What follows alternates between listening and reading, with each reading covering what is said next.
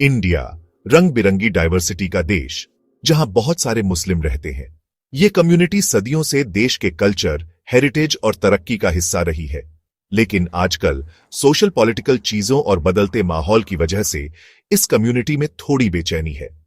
Majoritarianism और identity politics की वजह से मुस्लिमों को अक्सर प्रेजुडिस और डिस्क्रिमिनेशन का सामना करना पड़ता है। ये ऐसे आज के इंडिया में मुस्लिमों की असलियत दिखाता है, वो इवेंट्स, पॉलिसीज और बातें जो उनके एक्सपीरियंस को शेप करती है। कंट्रोवर्शियल वक्फ अमेंडमेंट बिल 2024 से लेकर बांग्लादेश क्राइसिस पर मीडिया के दिखाने के तरीके तक, हम उन मुश्किलों और कॉम्प्लेक्सिटीज को देखेंगे जो आज के इंडिया में एक मुस्लिम होने का मतलब है। ये ऐसे एक बैलेंस्ड और बारीक नजरिया पेश करना चाहता है जिसमें फैक्ट्स, एक्सपर्ट्स की राय और पर्सनल कहानियों के जरिए इन मुद्दों को समझा जा सके। ग्राउंड रियलिटी पर रोशनी डालकर हम एक ऐसी बातचीत शुरू करना चाहते हैं जो सहानुभूति, समझ और आखिरकार सबके लिए एक बेहतर समाज बनाए।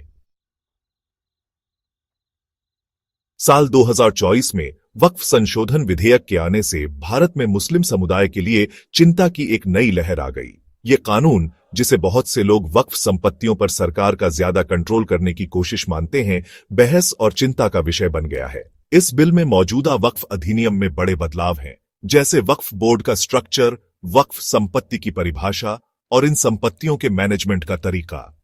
इस बिल का सबसे विवादास्पद पहलू गैर मुस्लिमों को वक्फ बोर्ड में नियुक्त करने का प्रावधान है। आलोचकों का तर्क है कि इससे समुदाय की स्वायत्तता और अपनी धार्मिक संपत्तियों को मैनेज करने के अधिकार कमजोर होते हैं। ये बिल वक्फ संपत्ति को फिर से परिभाषित करता है, जिससे कई संस्थानों, मस्जिदों और कब्रिस्तानों की स्थिति खतरे में पड़ सकती है, जो पीढ़ियों से वक्फ के अंतर्गत हैं।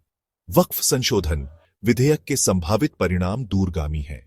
कई लोगों को डर है कि इससे वक्फ संपत्तियां छिन सकती हैं, समुदाय की आर्थिक आजादी कम हो सकती है और सामाजिक आर्थिक क्षेत्र में मुस्लिम और हाशिए पर चले जाएंगे।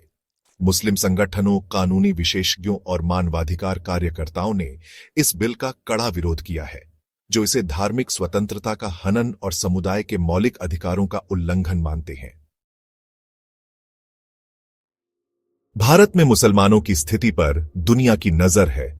इंटरनेशनल लोग और संस्थाएं देश में धार्मिक आजादी और अल्पसंख्यक अधिकारों के कम होते स्पेस पर चिंता जता रहे हैं।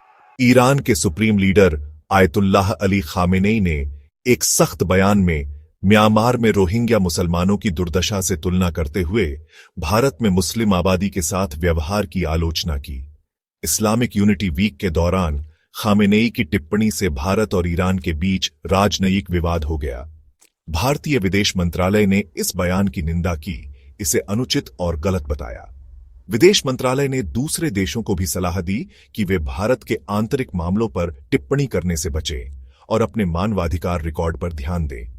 राजनयिक विवाद के अलावा खामेनेई के बयान ने भारत के मानवाधिकार रिकॉर्ड, खासकर अल्पसंख्यकों के साथ व्यवहार की अंतर्राष्ट्रीय जांच को सामने लाया।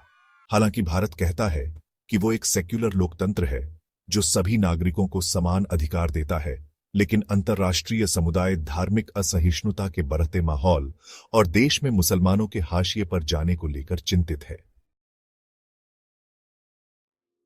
सेक्शन 4, बांग्लादेश क्राइसिस मीडिया का नजरिया बनाने में रोल। धर्म और पहचान जैसे संवेदनशील मुद्दों पर पब्लिक का नजरिया बनाने में मीडिया का रोल बहुत ज्यादा है। भारत में मुसलमानों के संदर्भ में मीडिया पर अक्सर स्टीरियोटाइप फैलाने, बायस बढ़ाने और इस्लामोफोबिया को बढ़ावा देने का आरोप लगाया जाता है। 2024 में बांग्लादेश संकट के कवरेज से पता चलता है कि कैसे मीडिया की कहानियां हकीकत को तोड़ मरोड़कर पेश कर सकती हैं और एक समुदाय को बदनाम कर सकती है। बांग्लादेश में राजनीतिक उथल-पुथल के दौरान, जिसमें प्रधानमंत्री शेख हसीना को हटा दिया गया था, भारतीय मीडिया के कुछ हिस्सों ने स्थिति की गलत तस्वीर पेश की। हिंदुओं के खिलाफ व्यापक हिंसा की खबरें आईं, भारत भाग रहे शरणार्थियों की संख्या बढ़ा चढ़ाकर बताई गई। कहानी, जिसमें अक्सर सांप्रदायिक रंग था, बांग्लादेशी मुसलमानों को हमलावर और भारतीय मुसलमानों को कथित अत्याचारों के समर्थक के रूप में दिखाया गया। हालांकि स्वतंत्र जांच और ग्राउंड रिपोर्ट्स ने एक अलग कहानी बताई। हिंसा हालांकि असली थी, लेकिन बड़े पैमाने पर राजनीतिक रूप से प्रेरित थी। जो हटाए गए सरकार के समर्थकों को निशाना बना रही थी, चाहे उनका धर्म कोई भी हो। हिंदुओं को खास तौर पर निशाना नहीं बनाया गया था, और वास्तव में ऐसे उदाहरण थे जहां मुसलमान हिंदू मंदिरों और घरों की रक्षा कर रहे थे। हालांकि मीडिया के पक्षपाती कवरेज ने पहले ही डर और शक के बीज बो दिए थे, जिससे भारत में सांप्रदायिक विभाजन और बढ़ गया।